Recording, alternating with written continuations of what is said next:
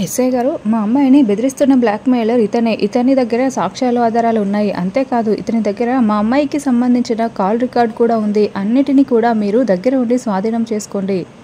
వీడు జీవితంలో మరి ఏ అమ్మాయి జోలికి వెళ్లకుండా వీడికి బాగా బుద్ధి చెప్పండి. అరెస్ట్ చేయండి ఎస్ఐ గారు అని ఆనందభైరవి తన చేతిలో ఉన్న గన్‌ని ఎస్ఐకి ఇస్తుంది.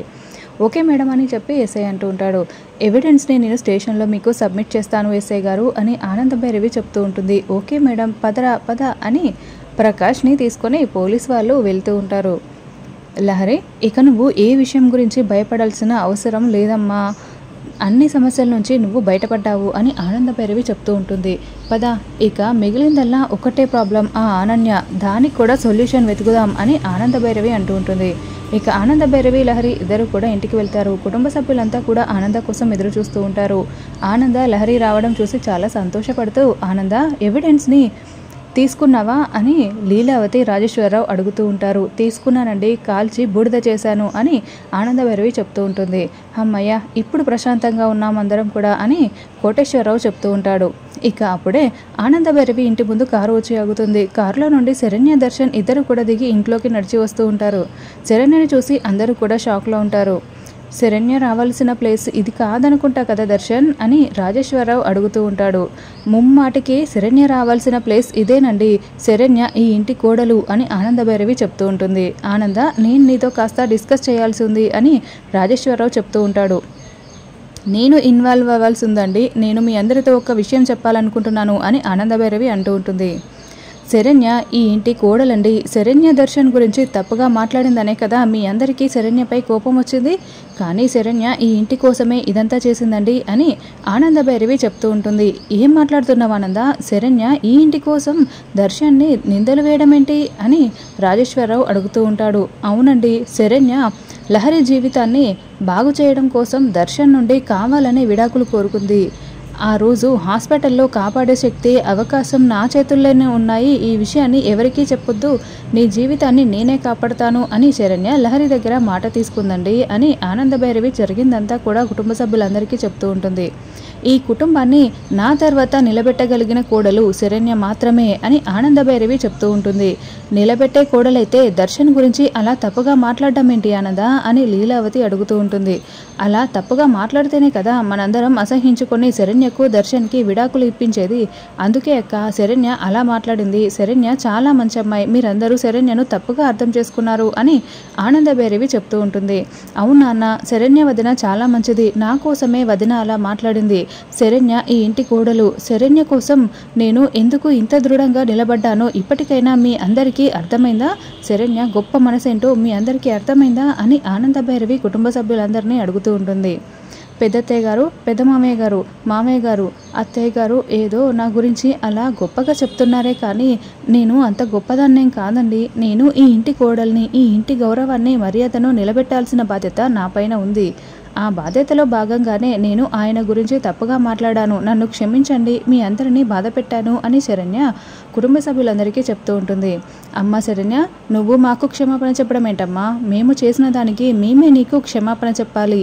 నువ్వు కుటుంబ గౌరవాన్ని, మర్యాదను కాపాడాలని నువ్వు చూసావు, కానీ మేమేం చేశామమ్మా, మా ఆడపిల్ల సంతోషం కోసం నీ సంతోషాన్ని దూరం చేయాలనుకున్నాము, నీకు చేతులెత్తి మొక్కాలమ్మా అని రాజేశ్వరరావు చెప్తూ ఉంటాడు.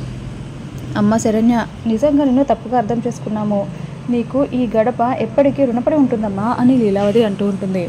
ఒరే దర్శన్, ఇప్పటికైనా శరణ్య గొప్పతనం ఏంటో అర్థమైందా? ఇన్ని రోజులు నీ చేతులారా నువ్వే శరణ్యను దూరం చేసుకున్నావురా అని రోహిత్ చెప్తూ ఉంటాడు. ఏది ఏమైతే ఏంటి, ఇన్ని అపార్థాల తర్వాత మన చిన్న కోడలు బంగారం అని అర్థమైంది అని కోటేశ్వరరావు చెప్తూ ఉంటాడు. ఈ అపార్థాలన్నీ మనకు మనం తెచ్చుకున్నవి కాదు, వాటంతట అవే వచ్చినవి అని కోటేశ్వరరావు చెప్తూ ఉంటాడు. ఇక నుంచి ఎలాంటి సమస్య వచ్చినా కూడా మనమంతా కలిసి సమస్యలను ఎదుర్కొని సమస్యకు పరిష్కారం చూపాలి అని కోటేశ్వరరావు చెప్తూ ఉంటాడు. ఇక అప్పుడే అనన్య మెల్లగా ఇంట్లోకి వస్తూ ఉంటుంది. నువ్వు అక్కడే ఆగు అనన్య వదిన, నువ్వు ఇంట్లోకి రావడానికి వీల్లేదు అని లహరి చెప్తూ ఉంటుంది. ఇన్ని రోజులు ఈ ఇంట్లో సమస్యలు రావడానికి శరణ్య వదిన కారణం అనుకున్నాము, కానీ ఈ సమస్యలన్నిటికీ కారణం శరణ్య వదిన కాదని తెలిసింది కదా. సమస్యలన్నిటికీ కారణం ఎవరో తెలుసా? ఈ అనన్య వదినే అని లహరి అందరికీ చెప్తూ ఉంటుంది. ఇక దాంతో దర్శన్ లహరి నువ్వు ఇలా రా అని లహరిని రూమ్లోకి లాక్కుని వెళ్తాడు. రోహిత్ కూడా లహరి వెనుక వెళ్ళబోతూ ఉంటే రోహిత్ నువ్వు ఇక్కడే ఉండు, నేను లహరి దగ్గరికి వెళ్తాను అని ఆనందభైరవి లహరితో కలిసి లోపలికి వెళ్తుంది. లహరి నువ్వు ఇప్పుడు అనన్య వదిన గురించి అలా అన్ని విషయాలు బయట పెడితే రోహిత్ అన్నయ్య బాధపడతాడు, చెప్పొద్దు అని దర్శన్ చెప్తూ ఉంటాడు. చెప్పకుండా ఎన్ని రోజులు ఇలా దాచిపెడతాము, ఈ రోజు మనం అంతా ఇన్ని బాధలు పడ్డామంటే దానికి కారణం అనన్యవదినే. శరణ్యవదిన చాలా మంచిది, పాపం శరణ్యవదినను అందరూ అపార్థం చేసుకునేలా చేసింది అనన్యవదిన అని లహరి దర్శన్కి చెప్తూ ఉంటుంది. అనన్య తెలిసిన ప్రతి కుట్ర నాకు తెలుసు లహరి, కానీ ఆ విషయాలన్నీ బయటపడితే కనుక రోహిత్ బాధపడతాడు. ఈ ఇంటి కోడలు ఇలా చేస్తుందని తెలిస్తే మీ పెద్దమ్మ పెద్దనాన్న బాధపడతారు. ఆ విషయాలన్నిటినీ మనసులో పెట్టుకునే ఆ కుట్రలన్నిటినీ కూడా ఎవరికీ చెప్పకుండా నా మనసులోనే దాచుకున్నాను లహరి అని ఆనందభైరవి చెప్తూ ఉంటుంది. నువ్వు చేసిన తప్పు అదేనమ్మా, ఆ అనన్య వదిన చేసిన తప్పులన్నీ బయట పెడితే ఇప్పటికే తనలో మార్పు వచ్చి ఉండేది, ఈ సమస్యలన్నిటికీ కూడా సొల్యూషన్ దొరికి ఉండేది. నువ్వు చెప్పకపోయినా నేను చెప్తానమ్మా అని లహరి దర్శన్ ఆనందభైరవి మాటలను వినిపించుకోకుండా రూమ్లో నుండి బయటికి వచ్చేస్తుంది. లహరి ఇంట్లో సమస్యలన్నింటికీ కారణం అనన్యనా అని రోహిత్ అడుగుతూ ఉంటాడు.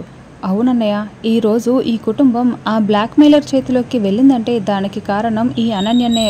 పెద్దమ్మ శరణ్యవదినను దర్శన్ అన్నయ్యను విడాకులు ఇప్పించాలని చెప్పి బ్లాక్మెయిలర్తో చెప్పించింది ఈ అనన్యవదినే.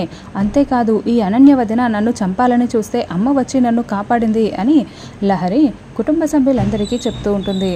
పిన్ని లహరి చెప్పేది నిజమా అని రోహిత్ అడుగుతూ ఉంటాడు. చిన్నపిల్ల తెలుసో తెలియక ఏదో మాట్లాడుతుంది లహరి మాటలు పట్టించుకోకు రోహిత్ అని ఆనందభైరవి చెప్తూ ఉంటుంది. ఇది కుటుంబ విషయం పిన్ని, నిజం చెప్పండి, ఈ సమస్యలన్నిటికీ కారణం అనన్యనా అని రోహిత్ అడుగుతూ ఉంటాడు.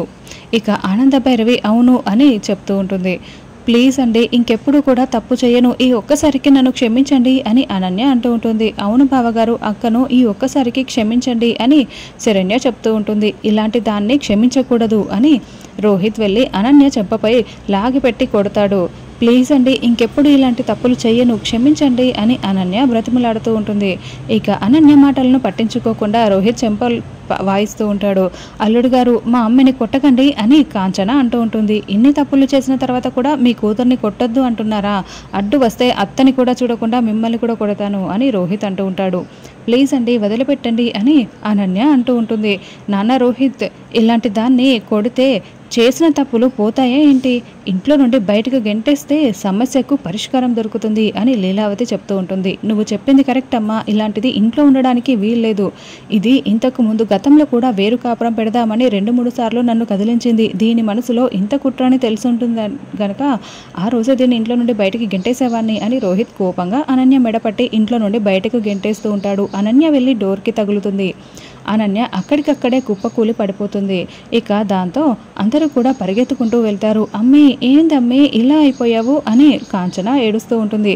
అనన్య తల నుండి రక్తం వస్తూ ఉంటుంది. అందరూ కూడా చుట్టూ వెళ్ళి నించుంటారు. అక్క లే అక్క అని శరణ్య కూడా పిలుస్తూ ఉంటుంది. అనన్య కళ్ళు తెరవకుండా రక్తపు మడుగులో పడిపోయి ఉండడంతో నాన్న రోహిత్ అనన్యను ముందు హాస్పిటల్కి తీసుకెళ్ళు అని ఆనందభైరవి చెప్తూ ఉంటుంది. ఇక రోహిత్ అనన్యను హాస్పిటల్కి తీసుకువెళ్తాడు.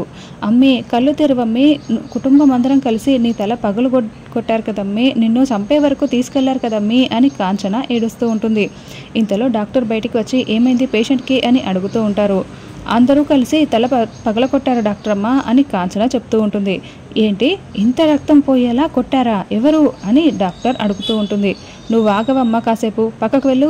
డాక్టర్ ఇంట్లో నుండి బయటికి వస్తూ ఉంటే తల గుమ్మానికి తగిలి తల పగిలింది అని కోటేశ్వరరావు చెప్తూ ఉంటాడు.